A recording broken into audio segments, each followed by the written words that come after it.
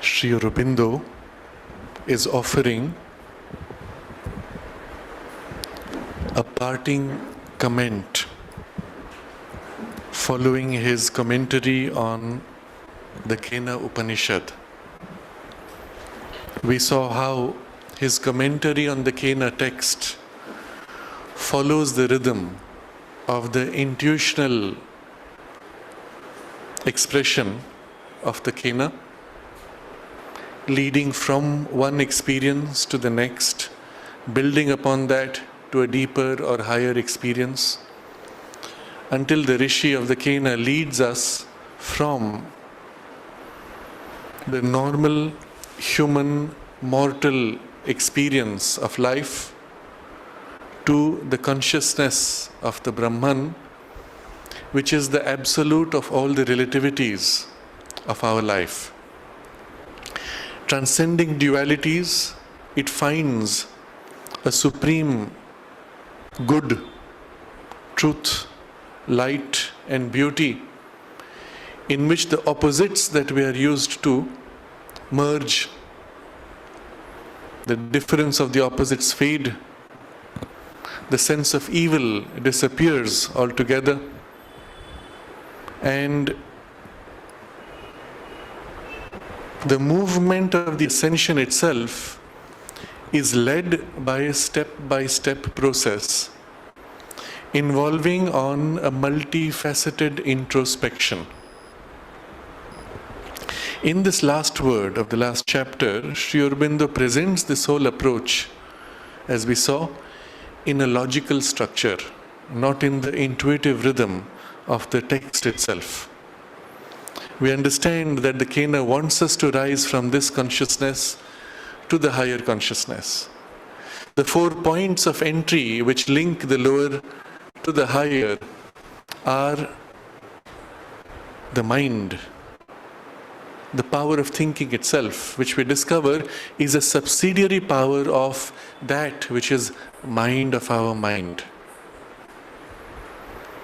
Our senses are a subsidiary working of a higher sense, which is sense of our sense.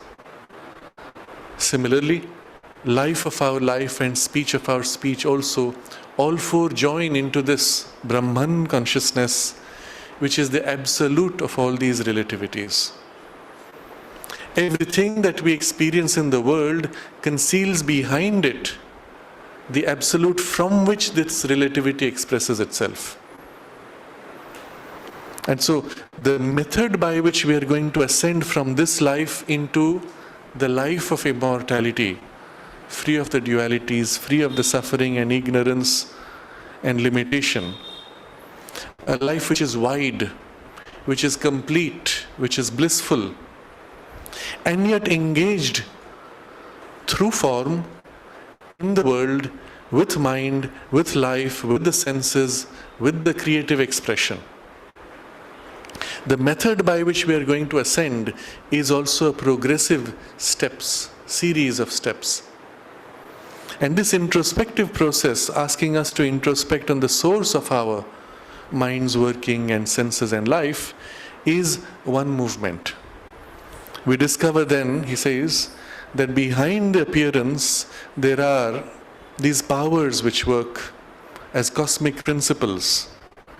These cosmic principles are directing their working downward to the senses and grabbing upon the forms of appearances. Once we discover these underlying powers within us, our psychological powers, recognizing they're turned downwards, we turn them upwards to the source, of whom all these are forms and expressions. Practically, we saw last time, all of our deepest drives and impulses are automatically turned, because of the normal cosmic working of these powers, to attraction of a form, an appearance, a color, an experience. And instead of stopping with that, we make a conscious effort to turn to that which is behind the form or concealed within the form. Even our most ordinary cravings of enjoyment, of happiness, of seeking for that happiness or enjoyment through different kinds of activities, we begin to turn to the divine, at first by sharing that enjoyment. And in sharing the enjoyment, we begin to transcend our personal attachment, even as the enjoyment itself is greatly amplified by the participation and sharing with the divine. In the process, we are liberated from the attachment and the personal attraction, and instead something deeper, more joyful, more fulfilling begins to fill the experience itself. The process, therefore, is not done by harsh, painful asceticism, but by a participatory, introspective process in which we make a correction of what is otherwise an error. The error is to grab the appearance for the reality. The error is to expect the form to be your source of delight and satisfaction. And we correct for that by going deeper to the truth behind. All these current forms of mind, life, speech and sense, he says, are imperfect figures, are figures and imperfect suggestions. Behind them are the cosmic principles through which the One acts, and we turn those things to the One. Our mind itself, instead of merely seeking for superficial knowledge, turns to open and seek for glimpse, understand, realize the divine presence and its working in everything. And the same with our senses, with our speech, that is the creative movement, creative expression, and our life itself. This being the sum of what we have covered so far, there remains the second aspect of the effort. All of these efforts involve turning the workings of our nature towards the divine. But who is the one making the effort? What happens to this person who is journeying? And so comes the second aspect of the effort, which we now read. Besides the gods, ourselves, the spirit within who supports all this action of the gods. Our spirit too must turn from its absorption in its figure of itself, as it sees it, involved in the movement of individual life, mind, body, and subject to it, and must direct its gaze upward to its own supreme self, who is beyond all this movement and master of it all. So just as our external nature, we turned the impulses towards the divine, so too our own identity we have to turn towards the divine. But what is it currently doing? Our spirit is absorbed in its figure of itself as it sees it involved in the movement of individual life, mind, body, and subject to it. This is how it describes this condition. What do we feel ourselves to be? If you ask somebody, who are you? I am so and so. You tell your name. I do this, I do that. This is my position in the business or in my responsibilities. I am CEO of something, or I am working in this particular capacity. So my definition and my identity is built on the functions or the relationship I have with things and people. But is that the truth? This is a figure of itself as it sees involved in the movement of individual life, mind, and body. A figure because it's only like a cartoon, a sketch, an outline. The real you is not this. If you strip away all these appearances, take out all this appearance of your role, let's say you have suddenly hit the age where you retire. Suddenly the person is disoriented. So far I was CEO and now nobody is asking me anything. I am nobody, I am nothing. But actually nothing has changed. Only the label has been replaced. You are still what you were, except you were not looking at what you were looking at the role you were playing in an individual life, mind and body. And because you looked at that, you were subject to those conditions. Being a government servant, I cannot do these. I cannot make public statements to the press, for example. Being a private citizen, I do not have the authority to engage in such and such. You have put yourself into a frame of life and then bound yourself inside that frame and then declared, this is I. If you were to take an analogy, because analogies are helpful to push to show how ridiculous this position is really. You see a child playing a video game. And in the video game, let's say it is a game of simulation, you are playing a role. There is a popular game among young teenagers which is called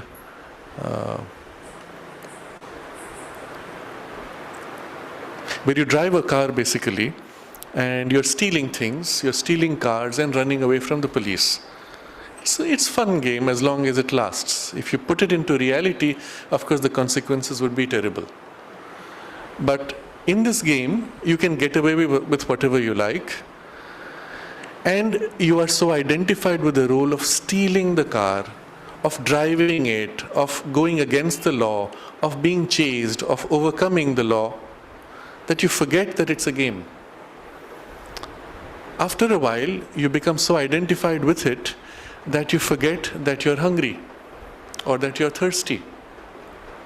After a while, you're so immersed in it that you begin to dream of it even at night. You're still playing the video game inside the dream and you wake up tense, irritated, and disturbed. Very soon, those who are experts in the game have put themselves or warped their personality to become this game player in the role. It goes so far, there was a case in the media, reported in the media, of someone in South Korea who was playing the game continuously, or it was some other game perhaps, he was playing his video game continuously for 3 days and 3 nights, forgetting to eat, forgetting to drink, and at the end of about 3 days and 3 nights, he just collapsed, his heart gave way, he just collapsed and died. What you see in the identification with the role in the game was he forgot that he was not this role. Such was the extreme character of the identification. And he died in the game literally. Now when that identification is not complete, the child is playing the game.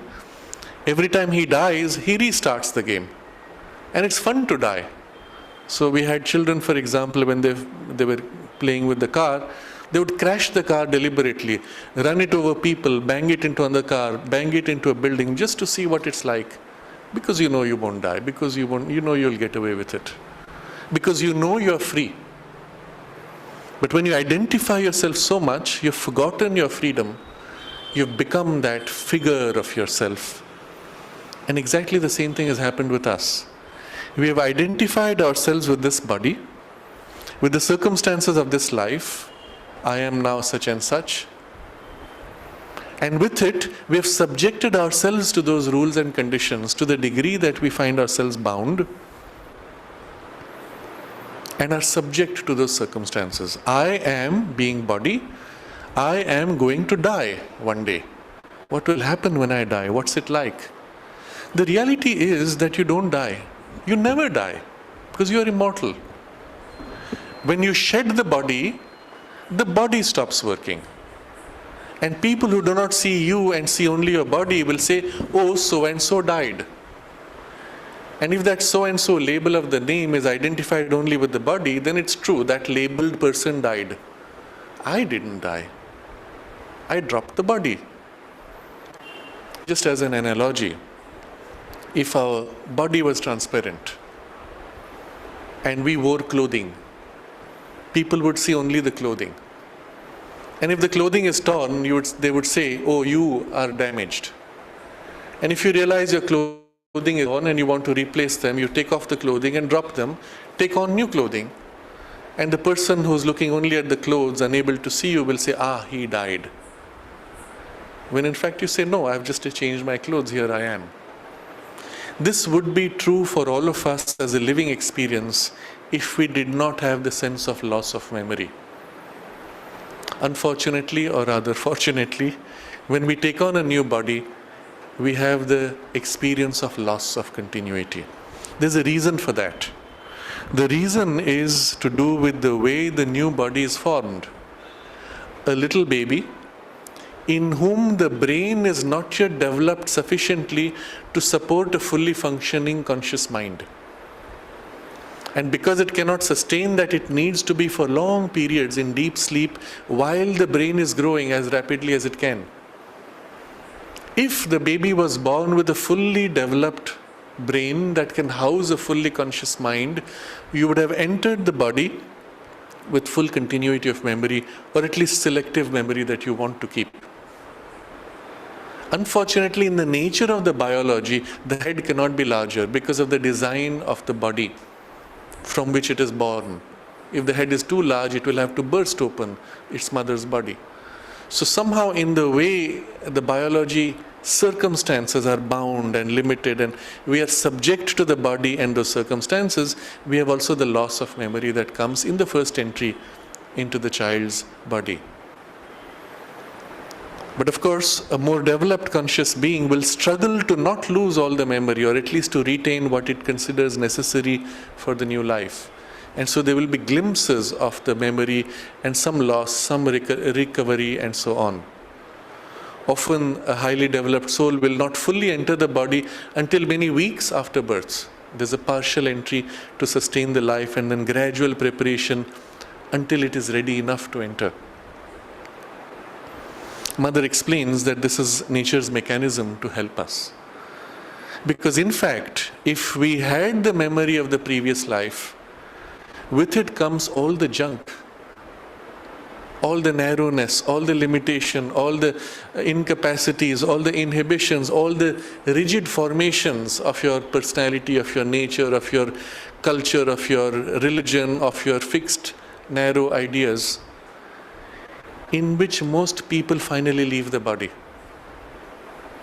In fact, a lot of people, the soul finds it necessary to leave the body because things have hardened too much. Precisely in those in whom there is the continued plasticity, they tend to live longer also. Because the soul can continue to grow and fulfill its own needs. But when the personality becomes too narrow, too suffocating, the soul says, enough, now I need to switch bodies. And so it's good that the memory is forgotten. Otherwise you'll carry over the same narrowness and pettiness and rigidities and inflexibilities into the new form and remain stuck with it. Instead, you are offered a chance to start with a clean slate. Unfortunately, the price of the clean slate is you also have to go through the whole cycle of learning, rebuilding, developing your personality, going through all the problems of integrating your personality. but at least you have a fresh start. In one of the things which happens over time as one matures as a soul is one begins to carry over more and more consciously. And we have mentioned here before that Mother makes reference to this. For the purpose of the complete divinization even of the body consciousness, it is necessary to develop the capacity of continuity of memory across lives. That's when you can continue to work on the body consciousness also. And it's something worth doing and possible for us as we are. But all of this is to only point out that we have made a false identification and a complete absorption in this figure of ourselves, which is the body, life, mind.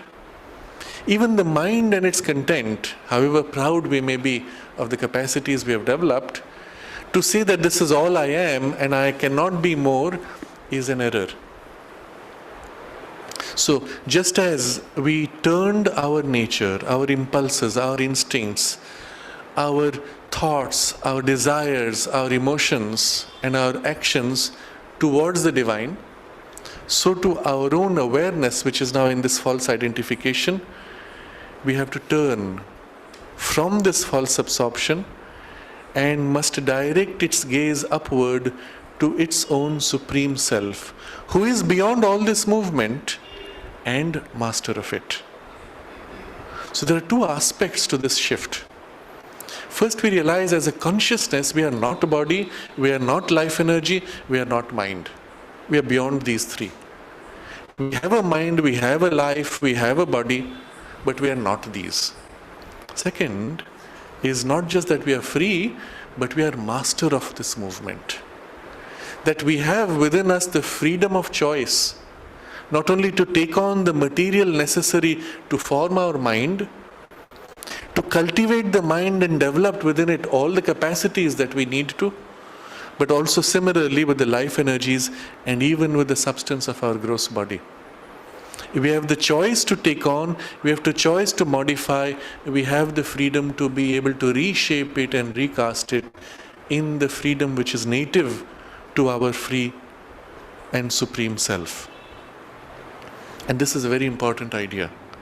That's why the more we begin to recover our freedom, the more we are able to then recast ourselves and our relationship with everything. And particularly when you change your consciousness, obviously with it comes the change with all relationships, with all things. There is the classic example given of King Janaka. When as a king, he was a master, not only of the world, not only of the skills necessary to be successful in the world, but also he was a master of his own consciousness. And when he was being given the knowledge of Brahman, it was also as part of a test. As the knowledge was being revealed to him, somebody comes to him rushing, saying, "Your palace is on fire, you're going to lose everything." And he says, "Does not matter." Now this is often presented as an example of asceticism. That here was a king who was not attached to anything, but this would also be seen as an irresponsible position because it is in his charge that he must look after his kingdom and his palace. He cannot say doesn't matter. And the example actually demonstrates his equality and mastery over the circumstances. When something greater was being given which had the power to change everything, that knowledge was more important than the things which were being lost. And as we mentioned earlier, symbolically, his whole old world was being dissolved as the new world was being rebuilt. Of course, at the end of the story, once he has received the knowledge, we find the palace is intact.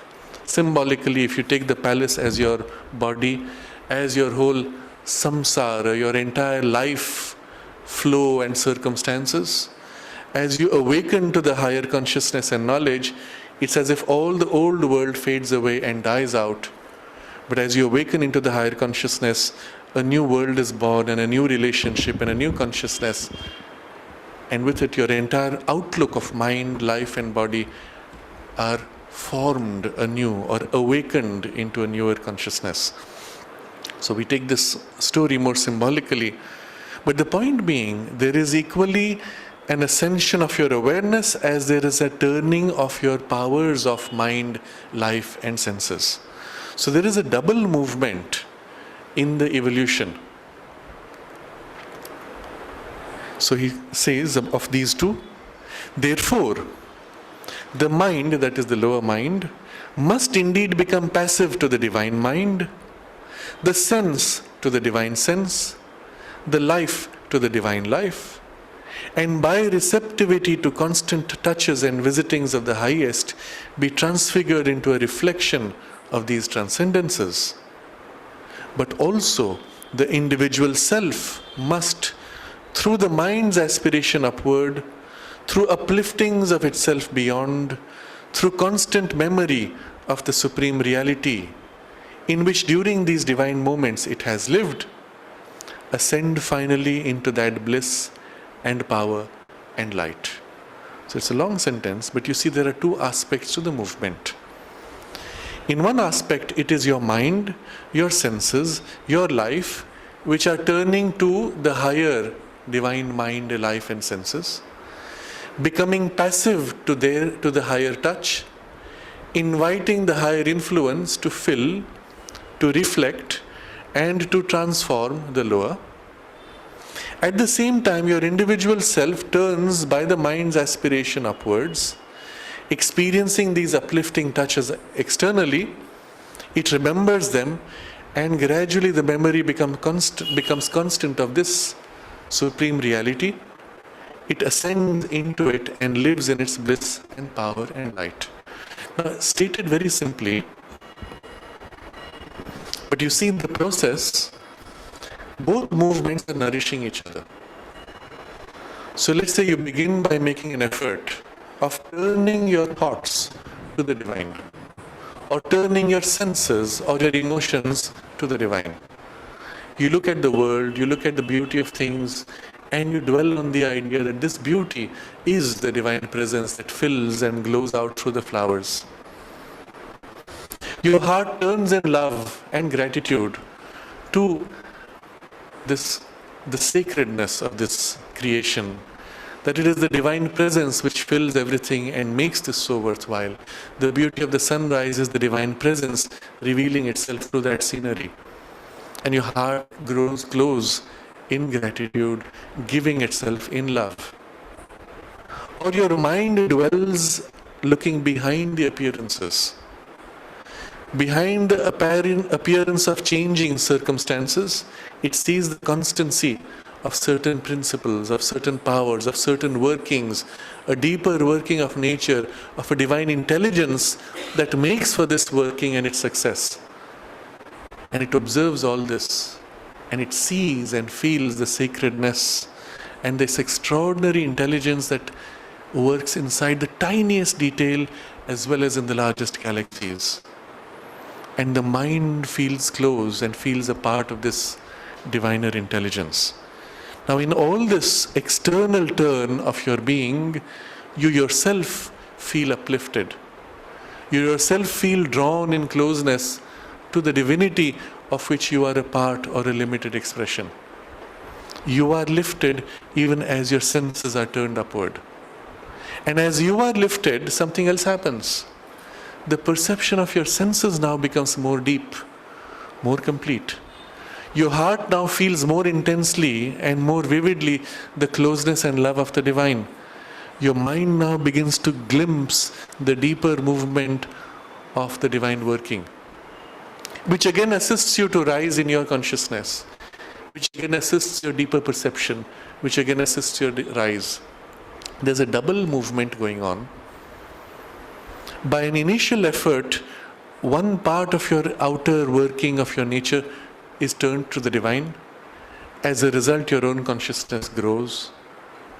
And then with that as a support, you turn more this outer working of your life, divinize, so to say, your nature and your activities and your thoughts. And as a result, again you grow. And each supports upon the other.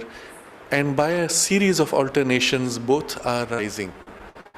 Both are growing gradually until your mind's working joins with the diviner mind.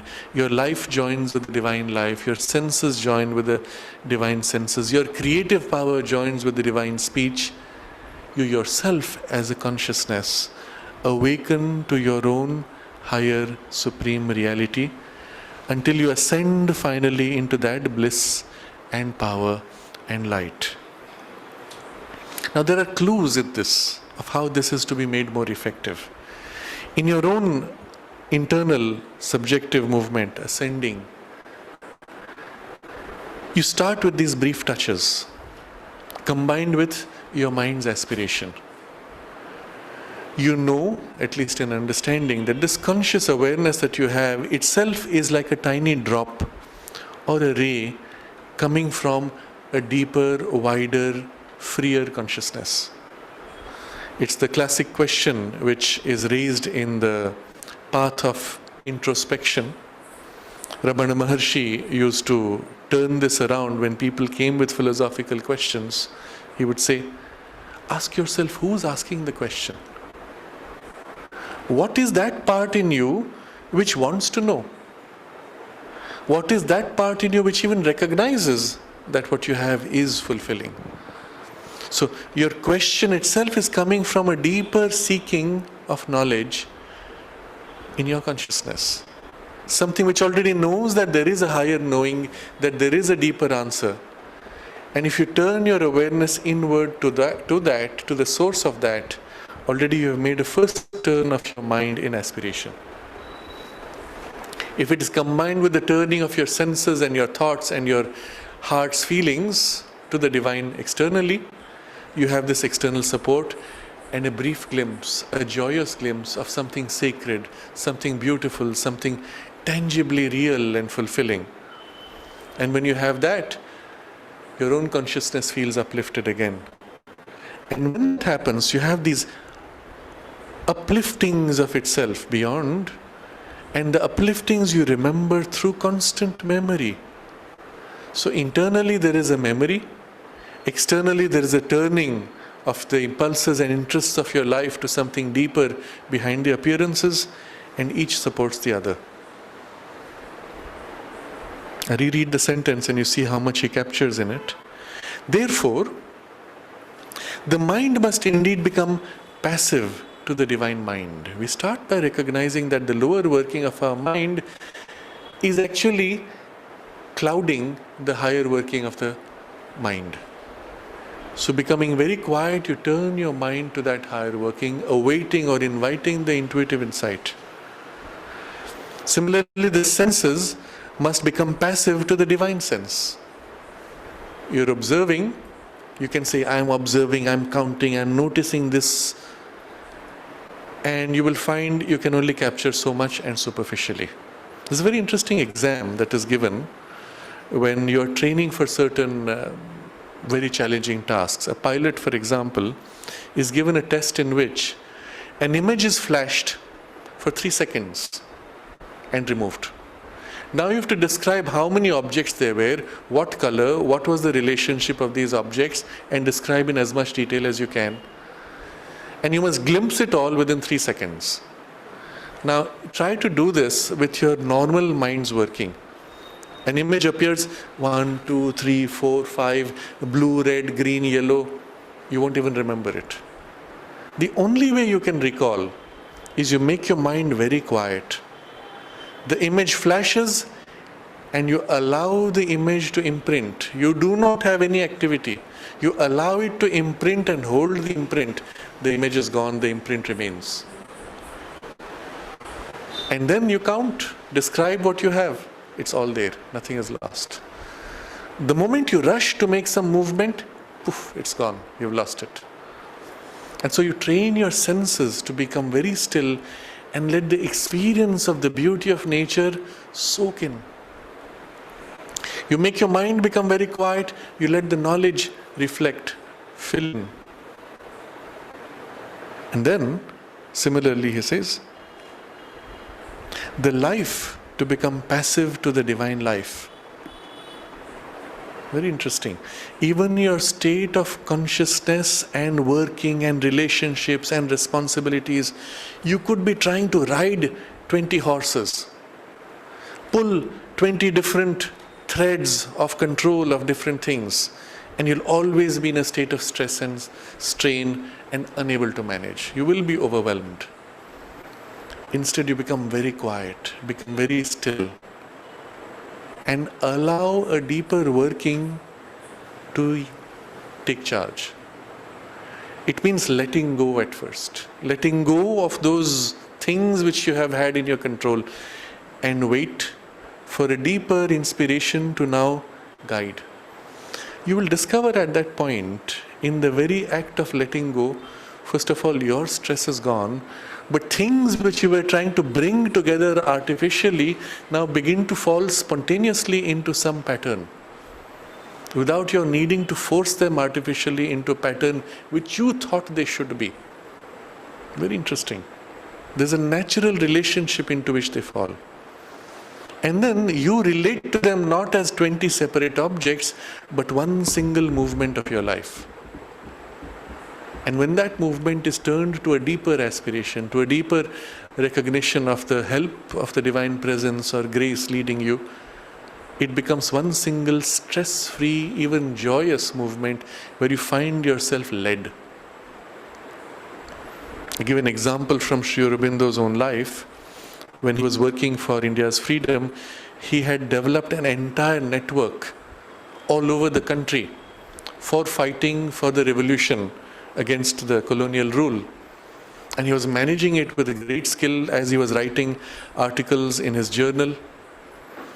And at some point, there was the inner indication from Sri Krishna that he should now leave this and withdraw for a deeper work of inner preparation for the spiritual work which had to be done beyond this. And he felt at that point, but how will this manage? If he withdraws, who will manage this? Because it was complex, challenging work. As it happened, a month later, he was arrested and put in jail. The first few days, even 2 weeks, he suffered. He was put in solitary confinement, and he kept saying, "Why have you put me here? I was working for the country's freedom." And at some point, he felt the presence of the Lord, the peace settling in him. And then the Lord revealed to him, he said, "You remember a month ago I told you to let go of all that? And you couldn't. You were too attached to your work. And I have cut your attachments and made you free." When that letting go takes place, we find the whole relationship changes and a deeper reality begins to fill. And it is one movement. It is not 20 different things which your mind would have seized upon. One movement which has perhaps 20 facets. But that one movement, when it is aligned to the divine, it is a smooth, even joyous working. And you suddenly begin to laugh and you say, "Oh, it was so simple, it was so easy. Why was I straining myself so much?" So the life itself becomes passive to the touch of the divine life. And then, second requirement in this, by receptivity to constant touches and visitings of the highest, it is transfigured. So when you are in this passive state, there is an intuition, there is a glimpse of a perception, there is an inspiration that fills. But at that moment, you can jump up and say, "Oh yeah, it's happening," and break it, or you can continue to stay receptive and still and receive and absorb and let it do. And when the receptivity grows, becomes wider and deeper, more can flow. If your mind is small, if it's narrow, only so much can fill in. Your receptivity is limited. You're quickly full and then it has to stop, otherwise it overflows or you get overwhelmed. When your capacity to receive widens and deepens, what comes through is wider, more deep, more complete. So the first requirement is complete stilling of the mind, stilling of the senses, stilling of the life, becoming passive to that, not to anything else. You see, you could make your mind still, and then they say idle mind, devil's workshop. Any thought can pop in and any impulse can drop in and lead you, and you're just a little toy to impulses. The stillness and passivity must be directed to the divine presence in relation to that and responding only to that. And then the receptivity growing, because whatever comes from there now begins to fill, And as you grow wider and freer, letting go of your boundaries, that fills more. So the second step. And then the third step, receptivity to the constant touches and visitings of the highest, be transfigured into a reflection of these transcendences. The whole mind begins to be now reshaped. The working of the mind, which was earlier built only on logical and fragmented thinking, now gets reshaped into an integrated, multifaceted, inspired thought. Similarly, your life impulses and actions, instead of being now I in my littleness trying to control, I flow with a higher inspiration and intuition which leads. Sometimes I don't know what will happen next, but I sense that what will happen will be exactly what is needed.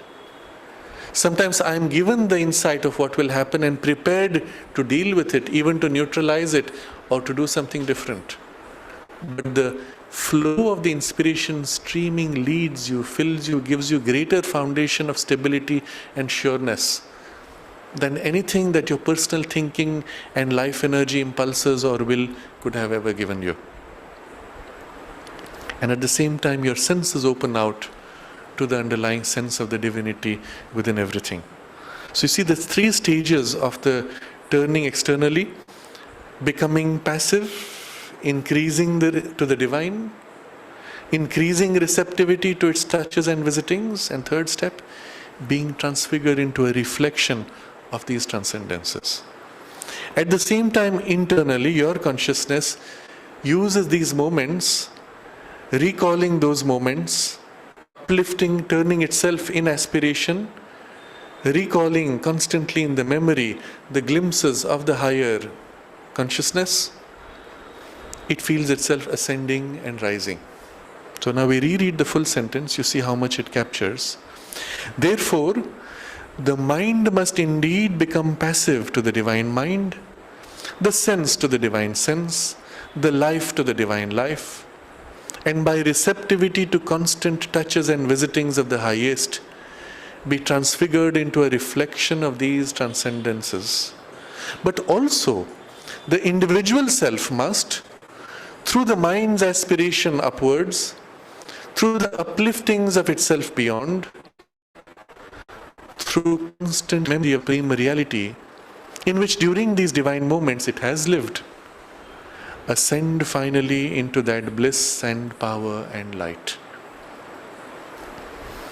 Many of us, I would say even all of us at some time or other in life, have been given glimpses of uplifting experiences or some state, some higher perception, consciousness, awareness, even a touch of joy, delight or bliss. Whatever form it is, when it is given to you, instead of just allowing it to pass, you try to remember it. Sometimes it is years that you may not have had it, but even if right now you sit down and remember it, and in the memory recall that sense of the experience, in the memory allow yourself to be drawn back into the experience, or whatever little of it you are able to now recover vividly, and then remain immersed in that. Just that movement allows for the ascension, and through a series of such brief ascensions, you are prepared for the experience to return and this time to stay. The whole exercise would be impossible if we did not have first a glimpse, because you cannot imagine what it's like. The joy or the beauty or the glimpse of anything higher is so different from what you're used to. You cannot imagine it, but having had a glimpse of it, you can now recall it. And that's why in any spiritual effort, any of us having begun, very early on, we're given a glimpse. And then afterwards it's not there. And we say, oh, I don't know what happened, it stopped. But it would be an error to wait for it to be given repeatedly, because it was given to you at a time you were not ready. Now, having been given it, you are required to prepare yourself to receive it again in a way that you would be able to hold. And so when that preparation is made precisely in this way, by recalling, by dwelling, by re-immersing in the vividness of the memory, You prepare yourself until you have come close enough that it can now come once again more completely and stay longer and fade out more slowly. And then again there is a more rich and deep preparation from this richer experience which prepares for another descent, and so on. Remember always, whatever your limitation, the divine presence which is above right here, which is in fact the origin of all that you are, it is there and it is conscious of you. It is waiting. It is helping you to grow and awaken. You see, when you pull a dog, if you tie a dog to a leash, and you're going to a destination in which the dog will have the most tasty food, but meanwhile the dog wants to sniff every little piece of dirt on the road, and you have to keep pulling it. Hey, come on, you're delaying your journey. It does not help because the dog is going by its normal instinctive drive. The moment the dog becomes conscious, oh yeah, this is my instinctive drive, but there's something else which is waiting, and I can turn to it and sniff and chase after it, the whole journey becomes much more rapid. When most of our life we have been turned to recognizing and chasing after appearances of forms, labels, symbols, names, designations, you turn from there to the deeper feel of satisfaction, of the presence, of the fulfillment, of the love and the joy and the growing intimacy with the divine presence, which are far more fulfilling and giving you what you are seeking for. You make that correction and you will find the higher is the one with the leash, no more needing to pull you away from the distractions, but now ready to pour itself and join in with your effort. The idea that the journey is difficult or it is far is an error, because the divine presence and your own higher divine life is right here above you, within you, behind the layer. And the moment you begin to turn, it begins to pour, and the two processes support each other. So through this double movement, we find our consciousness ascend finally into that bliss and power and light. What is the consequence of this movement?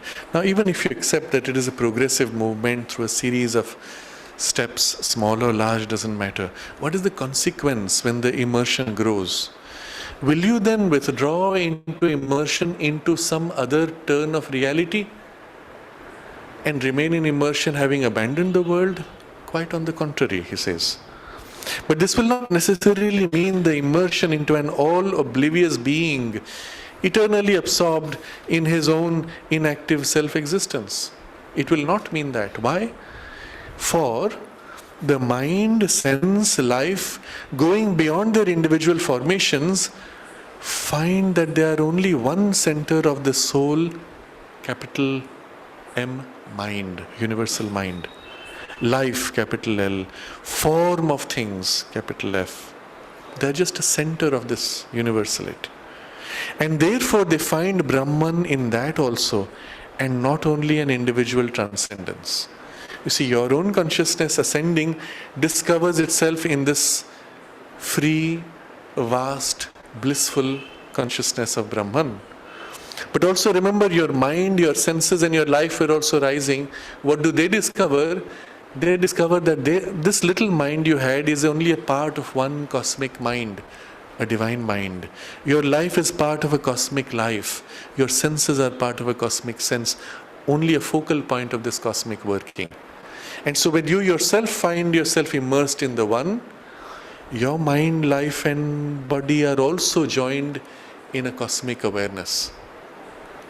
So you are not self-absorbed in isolation, you are self-absorbed in a bliss which relates to the cosmos, but in its completeness. What's the result of that?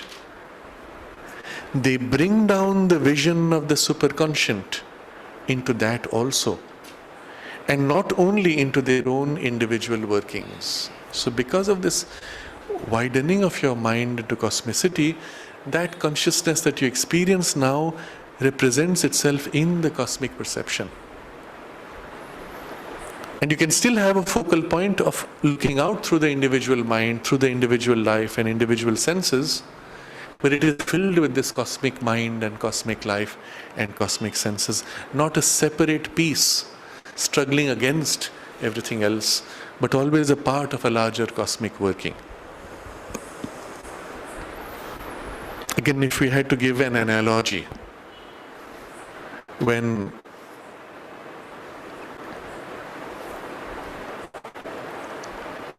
we enter a certain specific limited role in life, let's say you are the Prime Minister of the country, you are now visiting a friend's house, and there the friend tells you, "Oh, my computer is broken, can you fix it?" You take up a very narrow specific role. Right now all you're doing is turning a screwdriver to unscrew the box. And if someone sees you in that role, he says, you are an electrician. Yes, perhaps at that point in your role. But is that your whole identity? No. You have also in your consciousness the awareness of your relationship with your friends, with the family of the family, with the larger responsibilities which are there. They are all present simultaneously while you operate in a particular narrow focus of the moment. They are not gone, they are all there. And what you're doing now is in relation to that larger consciousness. In the same way, a person so experiencing the world is conscious of the whole universe in himself, and as if he feels himself one with everything in the universe, while still taking a particular focal point in this mind, life, body focus to do a specific task. Ramana Maharshi would cook food for the disciples who came to visit him. And so he is cutting vegetables. His hand is doing that one task. But the consciousness inhabiting is aware of everything else at the same time.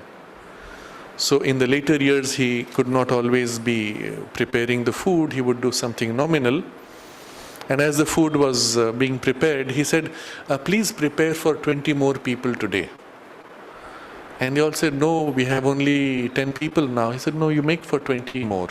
And as it turned out, by the time they laid out the food, a busload of 20 people came. And luckily there was enough food for all of them. But in his own consciousness, that busload of people driving to visit him was also registered.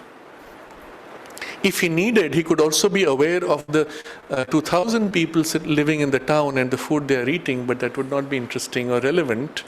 But this busload was coming to visit him and had a relevance to the immediate focus, and so a special attention was given to it.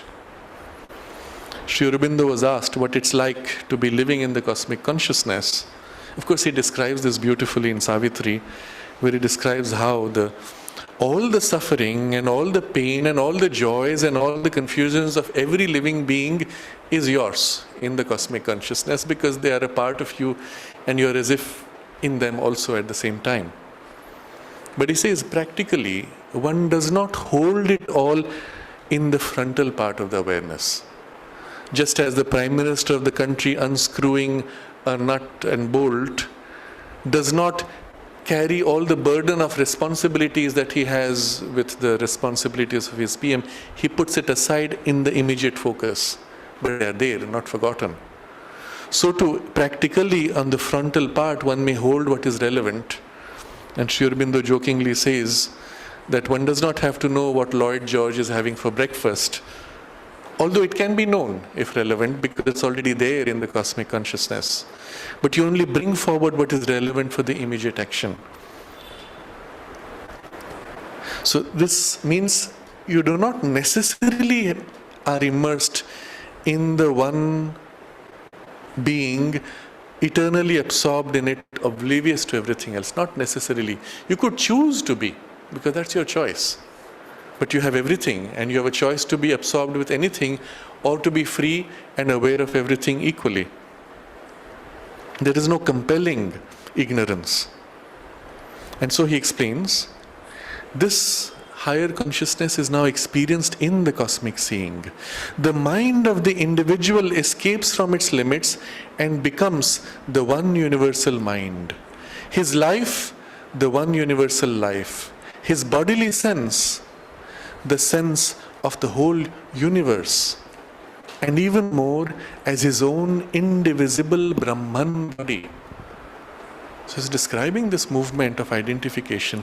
Your mind, which was individual mind, finds its limits dissolving. And you escape and you become one with the mind which is as wide as the universe, filling the universe and going beyond the universe.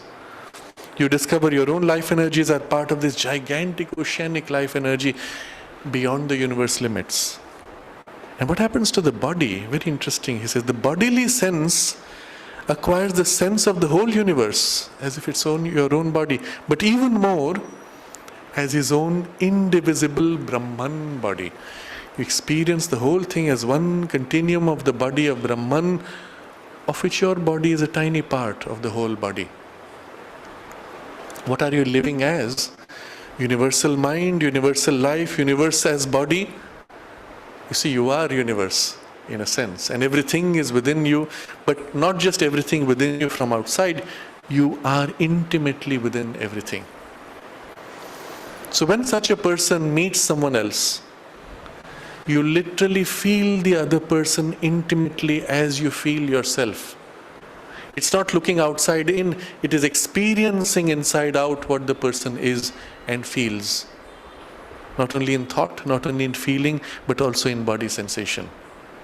Not only this one person who's in front of you, but everyone else, although you may bring to the prominence in your consciousness only this one, but everything else is equally there, as intimately felt.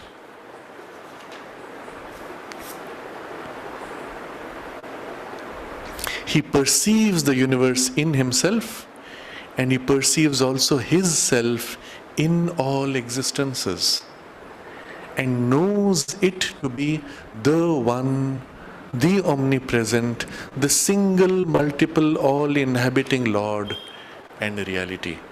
So even as you experience the other as yourself, as the one that is all, you have no illusion that this is separate, that this is cut out. Everything is part of the continuum with specific bundles, let's say, worlds of focal points of working. But all this one is not just one mass that is universe. It is the one, the omnipresent, the single, multiple, all-inhabiting Lord and reality. It is conscious, divine being, which is real, living, existing only by itself, everywhere present, always one, even as he plays in the multiplicity of appearances. Without this realization, he has not fulfilled the conditions of immortality. Remember, the Upanishad always uses this vocabulary to attain to immortality. And what does it mean to have attained to immortality? All this must have been fulfilled. This must be your experience of everything. That is the immortality that you are intended to live in, that the Upanishad is trying to lead you to. Therefore, it is said that what the sages seek is to distinguish and see the Brahman in all existences. By that discovery, realization, and possession of him everywhere and in all, they attain to their immortal existence. So, if this experience is immortality, which the Veda and the Upanishads are teaching you of, how do you get to that? Well, obviously, the reference is when you begin to see the divine in everything. When you discover, realize and possess him everywhere, that's how when you have attained to the immortality. That's the definition by which you know you have got it. Otherwise, any individual realization, however wonderful, if it does not include this aspect, is not yet the immortality. Now there are nuances, he says. The sages seek to distinguish and see the Brahman in all existences. So there's an initial process of separating the appearance to distinguish what is the inhabiting Brahman. Once you've made that separation, Then you begin to see. First you distinguish, there's an act of separating. Then there's the seeing, and then the immersion in the seeing of the Brahman in all existences. And then again he uses three words. By that discovery, realization and possession of him everywhere. So at first you have discovered, removed the covering until you can see him everywhere. But then that discovery may be momentary. It may not last. Now when I let go, my awareness, my perception again falls back. I go to sleep, I wake up, and I'm back in my old way of seeing and thinking and being. And again I have to remove the coverings which have fallen back. So the discovery leads eventually to a state in which it is permanent, and that is realization. Now I realize the Brahman, I never lose it. But there's a third step. When I become one with that presence, then I possess. I grip from within, not just perceive from outside. I am merged in oneness with him. So the external effort of turning the mind, life and senses to the divine give you the perception, the discovery, and perhaps even a partial realization. But your awakening within and your identifying with that gives you the realization and the possession of him everywhere and in all. And this is how we say we have attained to the immortal existence. Not just immortal consciousness, but immortal existence, immortal life. Because now you are part of the life of the Brahman in the universe. So we read this last line and we can meditate on this. Before we do that, there is an announcement. I will be out of station from next week for a period of a little over a month, and we will resume the classes both Friday and Sunday from 2nd of November. We will have the class this Friday at Savitri Bhavan as usual, and after that we will have a period of about a month and a week more to resume again on 2nd of November. During that time, for those of you who are interested, we will continue to show here video recordings of these or other talks to keep the mood of the meditation and the study, and you are welcome to participate in those also. We'll read these last two lines and meditate on this.